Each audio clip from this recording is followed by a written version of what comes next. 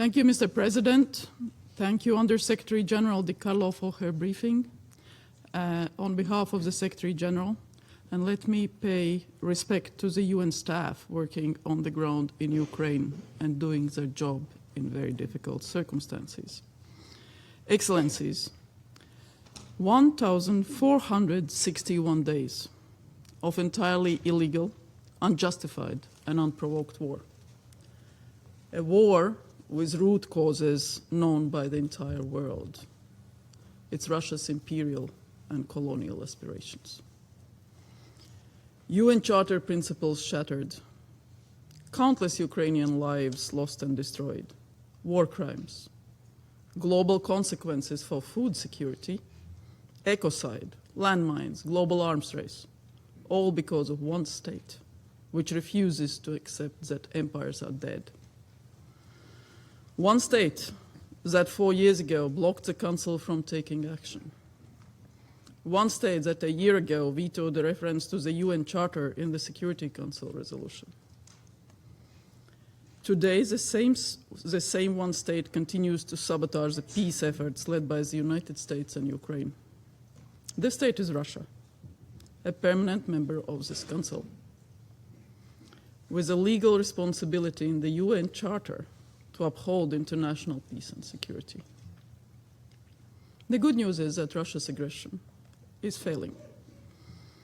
In 4 years, it has achieved none of its strategic goals.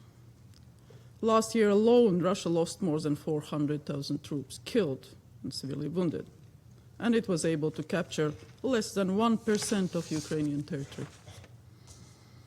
At the same time, as confirmed by UN reports and the briefing by Under-Secretary General today, Russia's missile and drone attacks on Ukrainian civilians last year were the deadliest since the start of the war.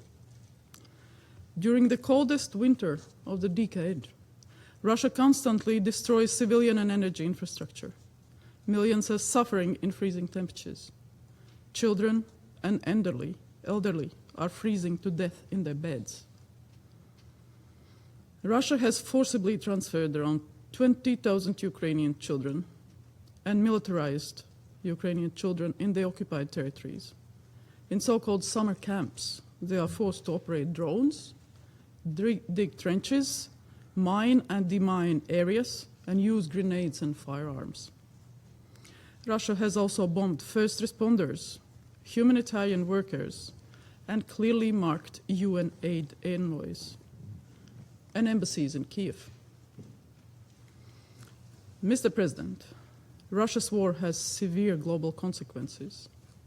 Countries in Africa, Asia, and the Middle East are not safe from Russia's colonial imperial ambitions. Russia has manipulated and coerced thousands to the front lines to kill Ukrainians. We have seen the videos of Russian commanders using foreigners as cannon fodder. I urge all countries to protect their citizens from this fate. From dying for what? For Russia's desperate attempts to restore its empire. Mr. President, Ukrainians continue to inspire us. With their bravery and resilience, Ukraine is a strong democracy and a proud nation. Ukraine will stay free and sovereign. But it's time to bring this war to an end, to have an immediate, full and unconditional ceasefire. Latvia fully supports the peace efforts led by the US in Ukraine. We stand for a just and lasting peace, a peace that guarantees Ukraine's sovereignty and territorial integrity, a peace where Russia is unable to resume its aggression.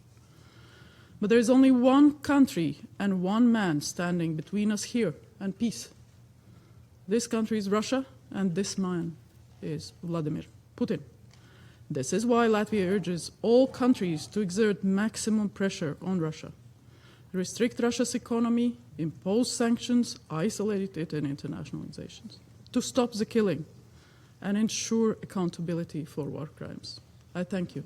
Slava Ukraini.